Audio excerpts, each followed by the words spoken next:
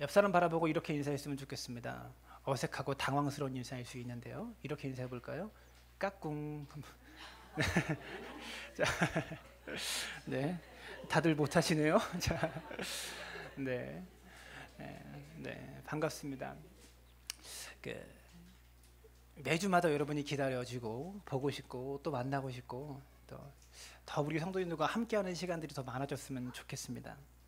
지난주의 말씀에 이어서 우리는 이스라엘 백성들이 가나안 땅을 향해서 가는 가나안 땅을 정복하는 이야기에 대해서 다시 한번 말씀을 나누려고 합니다. 여러분, 여호수아는요, 그리고 이스라엘 백성들은 가나안 땅을 향한 행군을 시작했고 이제는 가나안 땅 문 앞에서 길목 앞에서 정복 전쟁을 시작했다라는 것이죠. 가나안 땅을 정복하기 위한 본격적인 준비 작업에 이들이 들어간다라는 것입니다.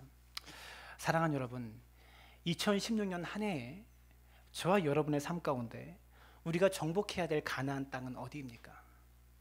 우리가 꼭 점령하고 우리가 꼭 그렇게 꿈꾸고 있는 가나안 땅은 어디입니까? 젖과 꿀이 흐르는 가나안 땅. 여러분, 생각하면 생각할수록 기대가 되지 않아요? 생각하면 생각할수록 마음속에 열정이 일어나는 그런 우리의 삶의 가나안 땅이 있냐라는 것이죠. 저는요, 목사로서 우리 성도님들을 위해서 기도할 때마다 하나님이 제 마음속에 자꾸 이런 마음을 부어주세요. 2016년도는 우리 성도님들이 가나안 땅으로 들어가는 한 해가 되었으면 좋겠다, 이런 마음이 듭니다. 여러분, 그동안 험하고 힘들었던 인생의 광야 속에서 이제는 좀 정착하여서 편안하고 안전하게 거주할 수 있는 그런 가나안 땅이 우리 삶 가운데 펼쳐지면 얼마나 좋을까. 사랑하는 여러분, 왜 우리는 항상 광야만 걷고 있어야 하죠? 왜 우리는 광야만 터벅터벅 힘들게 걸어가야 합니까? 우리의 삶 가운데 가나안 땅은 펼쳐질 수 없는 이야기입니까? 우리 성도님들의 고백을 들어보면, 삶의 고백들을 다 들어보면 야곱 같아요. 야곱이 바로왕 앞에 가가지고 내가 험악한 세월을 살았나이다, 이렇게 고백했던 것처럼 야곱과 같은 삶을 살고 계신 것 같아요. 간증들을 들어보면 다 그래요. 그 반전의 반전을 거듭하는 되게 막 그런 미니 시리즈 16부작 그런 드라마 있잖아요. 그것처럼 삶의 수많은 위기와 반전과 반전, 이걸 미니 시리즈로 드라마로 만들면 한 16부작 이 정도 나올 정도로 박진감 넘치는 드라마가 될 것 같아요. 우리 성도님들의 삶의 이야기들을. 그런데 중요한 것은 이것입니다. 지금 이 순간에 인생의 광야를 우리가 걷고 있는데, 이 광야를 걸어가면서 여러분은 가나안 땅을 꿈꾸고 있습니까? 바라보고 있습니까? 지금 인생의 광야에서 젖과 꿀이 흐르고 있는 그 가나안 땅을 꿈꾸면서 그 땅에 들어가기 위한 준비를 하고 계십니까? 아니면 꿈은 꾸지만 아무런 준비를 할 생각도 하지 못하고 엄두조차 내지 못하고 계속 광야만 걷고 계십니까? 그저 광야에서 어떻게 살아남을까? 어떻게 오늘 하루 견뎌낼까? 이 생각 때문에 꿈은 저 먼 이야기로만 여러분 안에 있지는 않습니까? 제가 정말로 사랑하는 우리 사랑나무교회 성도 여러분, 요즘 새벽에 기도할 때마다 이런 기도가 나와요. 하나님, 저 복 안 받아도 좋아요. 제가 받을 복 저 안 받아도 좋으니까 우리 성도님들한테 다 나눠주셔도 괜찮습니다. 저는 복 없이 살아도 되는데 우리 성도들에게만은 내가 받을 복까지 다 나누어 주세요. 더 이상 가난하게 살게 마시고 힘들게 살게 마시고 궁핍하게 살지 않도록 내가 받을 복까지 좀 나눠주세요. 이런 기도가 나오더라고요. 사랑하는 여러분, 저는요, 기복주의를 싫어합니다. 복에 대해서 자꾸 말하고 교회가 복 받아야 된다, 이런 것을 중심으로 신앙생활을 하는 것을 굉장히 싫어합니다. 이것이 한국교회의 병폐였다고 저는 생각해요. 근데 제가 막상 목회 현장에서 우리 성도님들의 삶을 딱 들여다보니까 마음속에 정말로 우리 성도들의 삶 가운데 복이 있어야 된다는 생각을 자꾸 주십니다. 힘들게 살아가는 여러분의 삶의 어려움과 그런 위기와 그런 삶의 경험들을 볼 때 하나님의 복이 정말로 우리 성도들의 삶 가운데 가득 있었으면 좋겠다라는 마음이 자꾸 생기더라고요. 그 복을 받기 위해서 우리에게 필요한 것은 무엇일까요? 그것은 지난주에 설교했던 말씀처럼 강하고 담대한 믿음입니다. 이 마음을 가지고 우리가 전진해야 돼요. 올 한 해에도 작년과 동일한 삶의 문제들이 여전히 우리에게 산적해 있을 거예요. 해가 바뀌었지만 그 문제가 없어지고 새롭게 시작되지 않습니다. 여전히 동일한 문제가 우리 삶 가운데 있을 거예요. 저는 올 한 해 사랑나무 교회를 목회하면서 우리 사랑하는 성도님들을 젖과 꿀이 흐르는 가나안 땅으로 인도하는 여호수아가 되고 싶습니다. 저는 여러분의 여호수아가 되고 싶어요. 여러분을 가나안 땅을 정복시키기 위해서, 그 땅에 들어가기 위해서 목자의 마음으로 열심히 목양하고 섬기고 기도하고 하나님의 말씀을 전하면서 그렇게 양육하겠습니다. 그런데 평범했던 여호수아가, 그저 평범한 그냥 한 장군에 불과했던 여호수아가 가나안 땅을 정복하는 위대한 여호수아가 될 수 있었던 비결이 뭔지 아세요? 그것은요, 오늘의 말씀의 제목처럼 여호수아보다 더 위대한 백성들이 있었기 때문입니다. 여호수아라는 리더가 위대했던 것이 아니라 여호수아보다 더 위대한 백성들이 있었기 때문에 그렇다라는 것이죠. 위대한 여호수아, 그보다 더 위대한 백성. 평범했던 여호수아가 가나안 땅을 정복할 수 있었던 비결, 그보다 더 위대한 백성. 여러분, 여호수아가 아무리 위대하다고 해도요, 장군 혼자 싸워서 전쟁에서 승리할 수 없어요. 위대한 백성들이 있어야 전쟁에서 승리할 수 있다는 것이죠. 사랑하는 여러분, 저는요 여호수아가 되겠습니다. 여러분은 위대한 백성 되어 주십시오. 오늘 본문은 이 이스라엘 백성들이 가나안 땅을 드디어 자신의 주인으로, 내가 있어야 할, 내가 거주할 땅으로 정복했던 백성들이요, 왜 위대한 사람이었는지, 왜 위대한 백성들이었는지를 본문에서 말하고 있어요. 오늘 본문을요 공동 번역으로 읽었으면 좋겠습니다. 다 함께 한번 읽어보시죠. 화면에 나오는데요. 다 같이 시작. 그러자 그들이 여호수아에게 대답하였다. 장군께서 우리에게 무슨 명령을 하시든지 그대로 하겠습니다. 어디로 보내시든지 그리로 가겠습니다. 우리는 모세가 하신 말씀을, 계속해서 있습니다. 우리는 모세가 하신 말씀은 무슨 말씀인지 다 들었습니다. 마찬가지로 우리는 장군께서 하시는 말씀도 듣겠습니다. 다만 장군의 하나님 야훼께서 모세의 곁을 떠나지 않으셨던 것처럼 장군 곁을 떠나시지 않으시기를 빌 뿐입니다. 장군의 지시를 거스르고 명령을 듣지 않는 자가 있으면 누구든지 죽여야 합니다. 다만 힘을 내시고 용기를 가지십시오. 사랑하는 여러분, 백성들이 왜 여호수아보다 위대했는지를 아시겠습니까? 16절, 17절에서 말하고 있는 것처럼 장군께서 우리에게 무슨 명령을 하시든지 그대로 하겠습니다. 어디로 보내시든지 그대로 가겠습니다. 우리는 모세가 하신 말씀을 무슨 말씀이든지 다 들었습니다. 마찬가지로 우리는 장군께서 하시는 말씀도 듣겠습니다. 이렇게 고백했던 훌륭한 백성들이 있었기 때문에 그렇습니다. 사랑하는 여러분, 2016년 한 해 동안 여러분, 부족한 목회자인 저는 여호수아가 되려고 노력하겠습니다. 여러분은 위대한 백성이 되려고 노력해 주십시오. 그러면 인생의 광야를 끝내고 가나안 땅을 향해서 저와 여러분이 진군할 수 있을 것입니다. 오해하지 마십시오.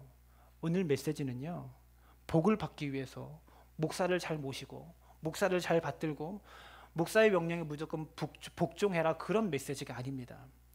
목사의 말이 아니라, 목사의 입에서 나오는, 사람 목사의 입에서 나오는 말이 아니라 목사의 입을 통해서 선포되어지는 하나님의 말씀에 순종할 줄 아는 정신과 그런 자세가 우리를 가나안 땅을 정복하는 위대한 백성으로 만들어준다는 거예요.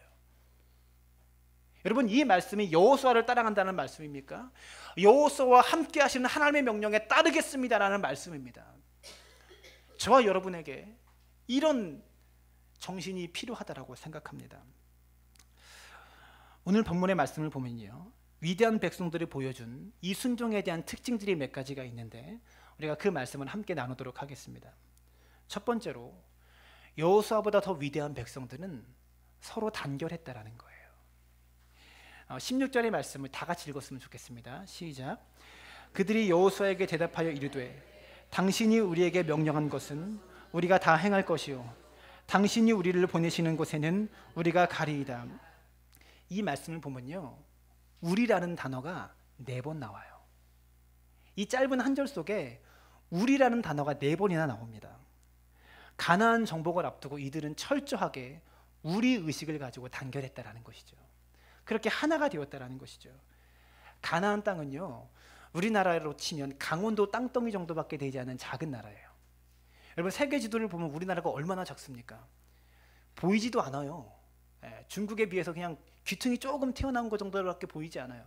그런데 이 이스라엘 땅은요, 이들이 들어갔던 가나안 땅은 우리나라 강원도 땅덩이에요. 그 정도로 작은 나라입니다. 그런데 문제가 뭐냐면 이 좁은 강원도 땅덩이 안에 7개의 족속으로 나누어져 있었어요. 그리고 7개 족속만이 아니라 이 7개 족속 속에서도 31명의 왕이 이 강원도 땅을 다스리고 있었어요. 이 말은 무엇입니까? 지역 이기주의가 극심했다라는 거예요. 저마다 조금만 힘을 가지면 서로 왕이 되려고 했다라는 것이죠. 그랬기 때문에 하나로 뭉쳐진 이스라엘 백성들에게 이 가나안 7족속은 패할 수밖에 없었다라는 것입니다. 사랑하는 여러분, 2016년을 가나안 정복의 해로 만들기 위해서 우리 모두는요, 나 중심의 신앙이 아니라 우리 중심의 신앙을 가져야 합니다. 교회 안에서 나 중심으로 신앙생활을 하는 것이 아니라 공동체 중심으로 우리 의식을 가지고 단결해야 된다는 것이죠. 가끔씩 교회 안에서 이렇게 성도님들과 이렇게 대화하는 것을 보면요, 교회에 대해서 이야기하는데 이런 단어를 쓰시는 분들이 있어요. 이 교회, 제가 이 교회에 와서, 이 교회에서 뭐 이런 말씀을 하시는 분들이 있어요. 뭐 무의식적으로 나오는 말인데요, 이 교회라고 하지 마십시오. 언어를 바꾸십시오. 우리 교회라고 하십시오. 이 교회라고 성도님들이 얘기하면 굉장히 낯설게 느껴져요. 굉장히 저와 여러분과 먼 사람으로 제가 느껴집니다. 이 교회가 아니라 우리 교회가 되어질 때 여러분, 이 교회가 내 교회가 된다는 것이죠. 캠프파이어를 하다 보면요, 나무 장작들이 이렇게 모여 있잖아요.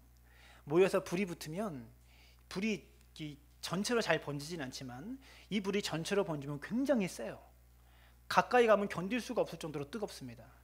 활활 타오르는 그 장작 더미에서 장작 하나만 꺼내잖아요. 한 개비만 꺼내면 아무리 불이 세도 금방 꺼져요. 무슨 말입니까?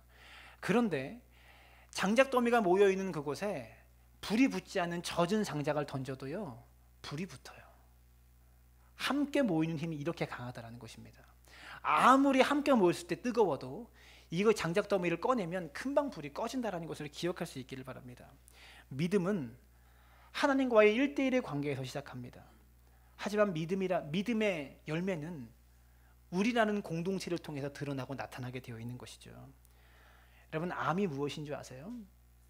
암이라는 질병이요, 세포들이 자기만 커지려고 할 때 생기는 병이래요. 자기 혼자 막 커지려고 할 때 생기는 병입니다. 나 중심의 신앙생활은 교회에서 암적 존재와 같아요. 우리 중심의 신앙으로 가나안 땅을 향해서 진군할 수 있는 우리 교회가 될 수 있게 되기를 주님의 이름으로 축원합니다. 두 번째로, 여호수아보다 더 위대한 백성들은요, 여호수아에게 순종하는 삶을 살았다라는 것입니다. 17절 전반부의 말씀을 보시면 이렇게 말해요. 우리는 범사의 모세에게 순종한 것 같이 당신에게 순종하려니와. 40년 동안 엄청난 카리스마로 이스라엘 백성을 이끌었던, 출애굽을 시키며 광야 40년 세월을 보내면서 수많은 기적을 경험하게 했던 위대한 지도자 모세가 죽고 여호수아가 후계자가 되었을 때 여호수아에게 어떤 마음이 있었을까요? 과연 이 백성들이 내 말을 잘 따라줄까? 내 말을 잘 듣고 따라줄까라는 이런 두려움과 걱정이 있지 않았겠습니까? 그때 17절의 고백, 우리가 범사의 모세에게 순종한 것 같이 당신에게 순종하겠습니다. 이 말이 여호수아에게 얼마나 큰 힘이 되었겠어요? 얼마나 큰 힘이 되고 도전이 되었겠습니까? 하나님은요, 똑똑하고 능력 있는 성도보다 겸손하게 순종할 줄 아는 성도를 더 기뻐하십니다. 여러분, 순종이 뭐라고 생각하십니까? 교회에서 순종이라는 말이 너무 자주 사용되어지고 습관처럼 사용되어져서 그냥 일상의 언어가 되어버린 것 같습니다. 이 독일산 셰퍼트라는 게 아시죠? 이 셰퍼트가 군견 중에서 최고의 군견이래요. 최고의 명견이라고 합니다. 이 셰퍼드를 군견으로 기를 때 어떻게 키우냐면 사육사가 먹이를 줄 때에 이 고기 속에 고기를 한 덩이를 주는데 고기만 보면 개들은 그냥 막 정신없죠. 그 고기를 주는데 고기 속에다 바늘을 숨겨놓는데요. 그래서 이 셰퍼드가 배가 고파서 바늘 섞인 고기를 탁 물자마자 입안에 가시가 박혀서 견딜 수 없이 고통스럽다고 합니다. 이렇게 바늘에 한번 찔린 셰퍼드는 이 셰퍼드에게 다시 고기를 내주면 그때의 기억이 머릿속에 강력하게 박혀 있어서 고기를 먹을 때 끝에서부터 조금씩 야금야금 먹기 시작한대요. 그러다가 가시가 없구나 라는 확신이 들게 되면 덥석 고기를 먹고 문다고 합니다. 그렇게 되면 이 셰퍼드는요 더 고통 속에 휩싸여요. 왜냐하면 그 속에 독을 집어넣었기 때문에 그렇습니다. 그래서 그 독 들은 고기를 먹고 또 배 아파서 쓰러지고 괴로워하는 거예요. 이것을 수십 차례 반복한대요. 그러면 이 셰퍼드가 어떻게 되는 줄 아세요? 나중에는요 고기를 받아 먹지 않고 오로지 주인이 주는 고기 외에는 먹지 않는 개가 된대요. 명견이 된다는 것이 무엇인 줄 아세요? 주인이 주는 것 외에는 바라보지 않는 거예요. 우리 삶의 주인이 누구십니까? 누구십니까? 하나님이십니다. 군견이 된다는 것, 명견이 된다는 것은 먹이를 보는 것이 아니라 주인을 바라보는 것이 핵심이다라는 것이죠. 우리가 순종의 사람이 되는 것이 이런 것이 아닐까 생각합니다. 개조차도 명견이 되는 것이 먹이를 보지 않고 주인을 바라보는 것이라고 한다면 우리가 정말로 순종의 사람인가 동일한 의미에서 생각할 수 있다는 것입니다. 우리 삶의 문제들을 해결해 주는 먹이를 바라보는 사람인가 아니면 주인을 바라보는 사람입니까? 여러분 무엇을 바라보고 사십니까? 주인만 바라볼 줄 아는 순종의 사람들 되어지기를 주님의 이름으로 축원합니다. 세 번째로 이 여호수아보다 더 위대한 백성들은요 여호수아를 위해서 기도하는 삶을 살았다라는 것입니다. 17절에 오직 당신의 하나님 여호와께서 모세와 함께 계시던 것 같이 당신과 함께 계시기를 원하나이다. 이 말은요 하나님께서 여호수아 당신과 함께 계시도록 우리가 기도하겠습니다 이 말이에요. 여러분 리더가 타락할 때 백성들이 가장 힘들어요. 영적 리더가 변하고 타락하기 시작할 때 교회는 가장 힘이 듭니다. 이 말도 얼마나 여호수아에게 큰 힘이 되었을까. 가나안 땅을 정복하려면 순종하고 명령을 잘 따르는 아멘의 백성들도 필요하지만 기도하는 눈물의 백성도 필요하다는 거예요. 여러분 순종의 백성임과 동시에 눈물의 백성이 되어주십시오. 여호수아가 아무리 탁월해도 백성들이 순종하지 않았다면 그리고 또 그를 위해서 기도하지 않았다면 그는 위대한 리더가 될 수 없었을 것입니다. 어쩌면 폭군이 되었을지도 몰라요. 권력의 그 맛을 다 누리고 사는 폭군이 되었을지도 모릅니다. 가끔씩 기도하다 보면 이런 생각이 들 때가 있어요. 기도하지 않아도 하나님 내 형편 다 아시잖아요. 기도하지 않아도 우리가 왜 힘들고 왜 어려운지 우리 사정 다 아시는데 근데 굳이 기도해야 되나? 이런 생각 들지 않으세요? 여러분 기도가 얼마나 힘든 겁니까? 기도요 노동이에요. 쉬운 건 아닙니다. 그런데 하나님께서 우리의 사정을 몰라서 기도하라고 명하신 것이 아닙니다. 하나님께서요 우리의 사정을 몰라서 기도하라고 명령한 것이 아니라 우리의 기도를 듣기를 원하세요. 왜 그럴까요? 우리의 입장에서 기도의 목적은 무엇입니까? 응답받는 것이 목적이에요. 우리 입장에서는. 그런데 하나님의 편에서 하나님의 입장에서 기도의 목적이 무엇인지 아세요? 그것은 기도를 통해서 저와 여러분이 하나님을 닮아가는 것이고 저와 여러분이 하나님의 성품, 하나님의 은혜에 참여하게 되는 것이고 하나님의 마음을 알아가고 하나님의 뜻을 알아가게 되는 것, 주님은 이것을 원하신다는 것입니다. 사람이요 누군가 대화를 많이 하면 그 사람의 언어를 닮습니다. 그 사람이 어떤 생각을 하고 있는지, 이 사람이 좋아하는 것은 무엇이고 이 사람이 싫어하는 것은 무엇인지 대화를 통해서 알게 돼요. 기도는요 하나님과의 대화입니다. 그 대화를 통해서 우리가 주님 닮아가기를 원하시는 거예요. 기도의 가장 큰 목적은 응답만이 아닙니다. 1차원적인 응답을 넘어서 더 고차원적인 주님 닮아가는 기도까지 할 수 있는 믿음의 사람들 되어지기를 부탁을 드립니다. 왜 우리의 기도가 별로 능력이 없습니까? 자기의 뜻을 이루는 것이 기도라고 여기기 때문에 그렇습니다. 기도는 하나님의 뜻이 우리 삶에 이루어지는 것이 진정한 기도의 응답임을 기억할 수 있기를 바랍니다. 힘든 일이 있고 중요한 것을 결정할 때 여러분 더욱더 하나님의 뜻을 구하는 사람 되십시오. 하나님이 내 사정 다 아시고 해결해 주시고 우리와 함께 해주십니다.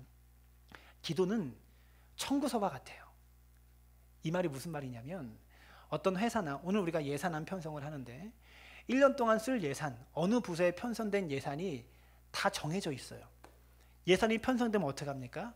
이 예산대로 집행하는 거예요. 그런데 아무리 예산안이 수천만 원이 편성돼 있어도 청구서를 올리지 않으면 받지 못하는 겁니다. 기도는 이것과 같아요. 하나님께서 저 여러분에게 이미 복을 약속하셨어요. 예산이 편성됐다라는 것이죠. 기도해서 청구서 올리면 받게 돼 있습니다. 사랑하는 여러분, 기도하는 한 해 되어지기를 주님의 이름으로 부탁을 드립니다. 네 번째로 여호수아보다 더 위대한 백성은요, 가나안 땅을 향해서 생명을 걸었다라는 거예요. 자신의 생명을 걸습니다.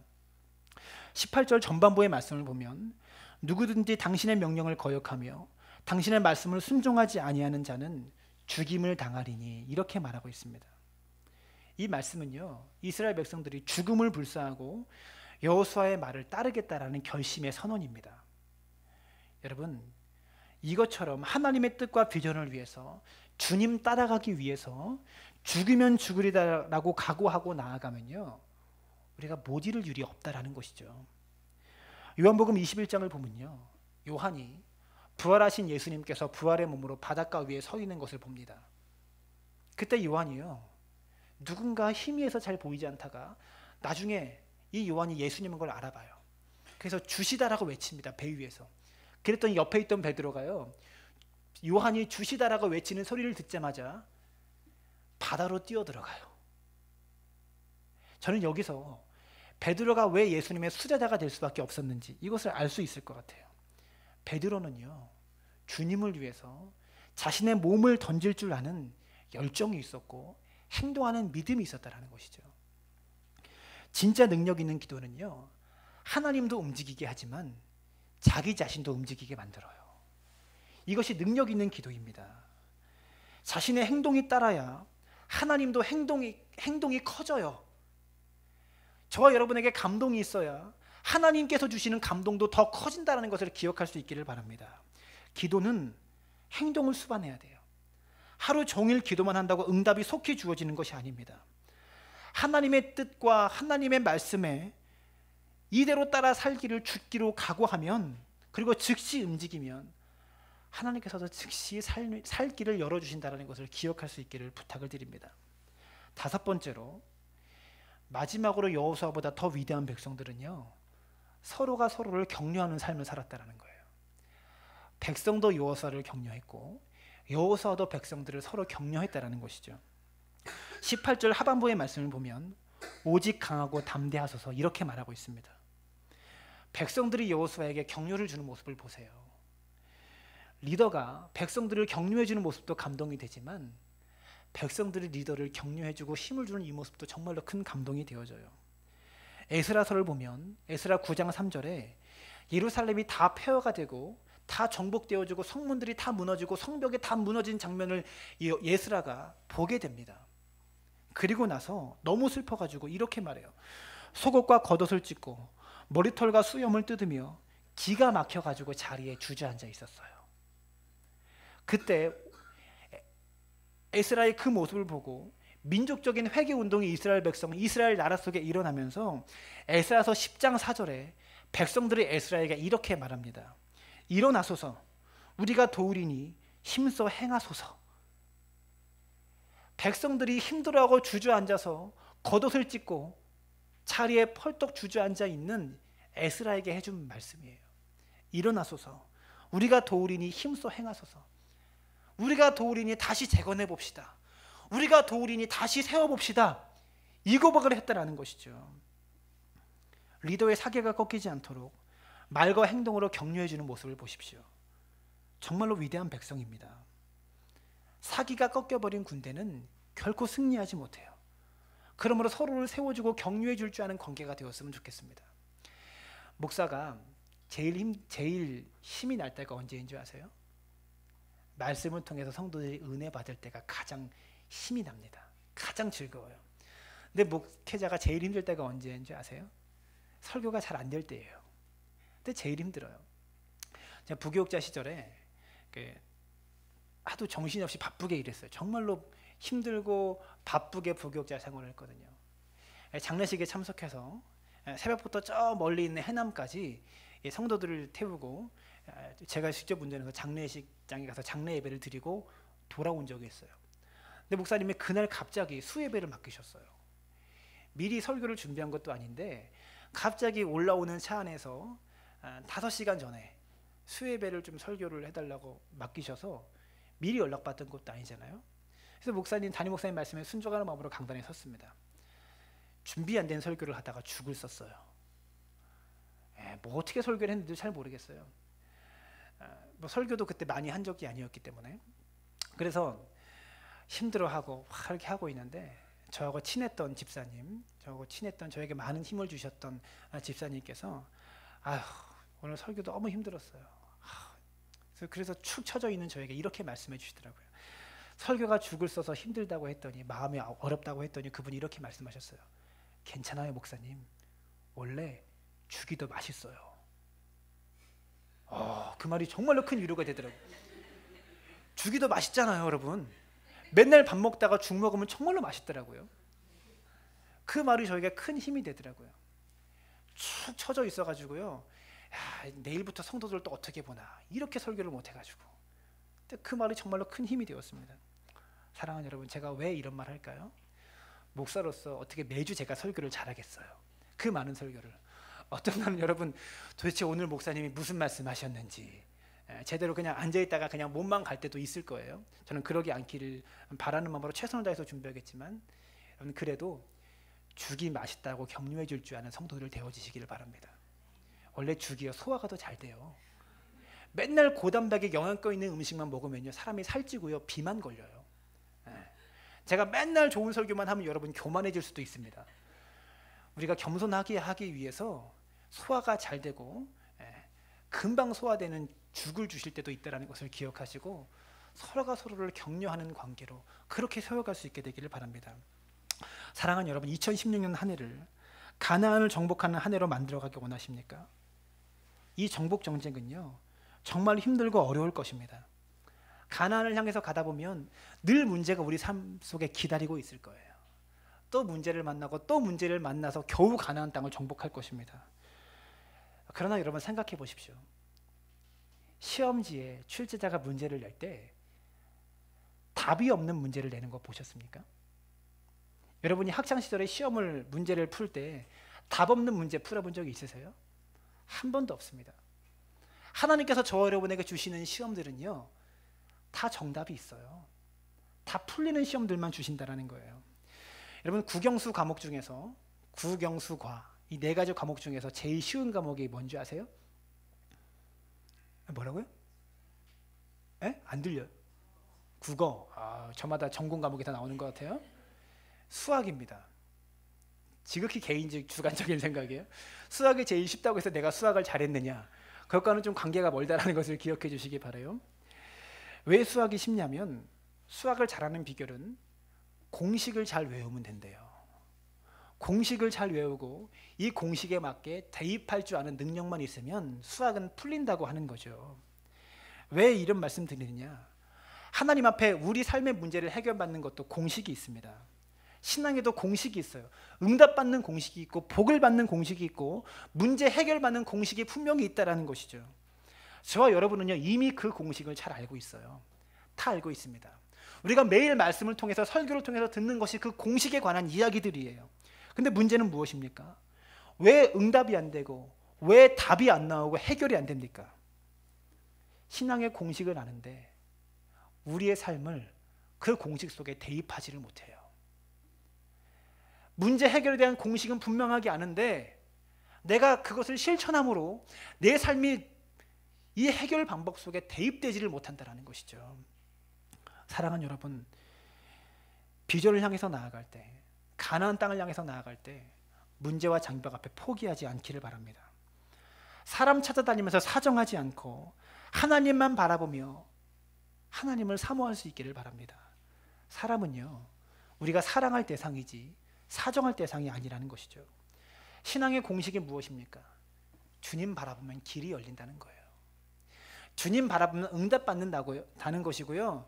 주님 바라보면요, 인생의 문제가 해결받는다는 거예요. 공식은 간단합니다. 여러분이 대입만 하면 된다는 것입니다. 그때 하나님이 지혜도 주시고 적절한 때에 길이 보이게 하시는 은혜가 있다는 것이죠. 마지막으로 한 가지 이야기만 하고 말씀을 마치도록 하겠습니다. 여러분, 청년을 어떤 사람을 가리켜 청년이라고 말하는 줄 아십니까? 성경은요, 단 한 번도 몇 살부터 몇 살까지가 청년이다 이렇게 말한 적이 없어요. 성경은 그렇게 정의되는 적이 한 번도 없다는 것입니다. 성경이 말하는 청년은 누구를 청년이라고 말하냐면 하나님을 향한 꿈을 가지고 하나님을 향한 거룩한 비전을 가지고 그 꿈과 비전을 향해서 끊임없이 거침없이 열정을 가지고 도전하는 사람, 이 사람을 청년이라고 말합니다. 모세는요, 그의 나이 80살에, 여러분 80살이에요. 그의 나이 80살에 이스라엘 백성을 출애굽시키는 꿈을 꾸고 그 꿈을 향해서 도전합니다. 80의 노인이. 갈렙은 그의 나이 85살에 모리아 언덕에 올라가서 가나안 땅에서 가장 강력한 족속인 아낙 자손이 살고 있는 헤브론 산지를 바라보면서 이 산지를 내게 주소서. 청년보다 내가 더 힘이 셉니다. 충분히 정복할 수 있습니다. 그리고 그 꿈을 향해서 도전합니다. 그의 나이 85살에.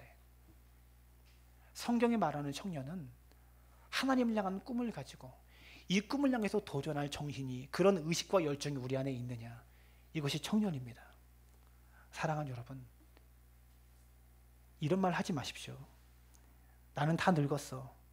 이 나이에 무엇을 하리. 이런 생각 갖지 말기를 바랍니다. 청년이 되어주시길 바랍니다. 오늘날 젊은이들이 얼굴은 청년이고 몸은 청년인데 생각이 노인네에 머물러 있다는 것이죠. 헬조선, 금수저, 은수저 이런 이야기들로 마음은 노인네고 몸만 청년일 때가 참 많습니다. 물론 그런 사회적인 문제도 또한 역시 있죠. 청년의 도전정신, 도전의식이 점점 사라지고 있는 모습을 많이 본다는 것이죠. 사랑하는 여러분, 우리가 피부는 늙고 몸은 늙었지만 청년의 결백과 청년의 열정을 가지고 나아가면 80살에 출애굽시킬 수 있고요, 85살에 헤브론 산지 점령할 수 있습니다. 이것이 되게 하신 하나님의 능력입니다. 아브라함은 100살에 자녀를 낳아요. 불가능한 일이 없다라는 거예요. 꿈을 향해서 도전하고 기도하고 믿음으로 생명 걸고 나아가면 불가능한 일이 없다라는 것이죠. 사랑하는 여러분, 2016년 한 해에 청년 정신으로 도전할 수 있기를 바랍니다. 여러분 앞에 서 있는 이 부족한 목사는 여러분의 삶을 가나안 땅으로 인도하는 위대한 여호수아가 되어지길 원합니다. 그러기 위해서 노력하겠습니다.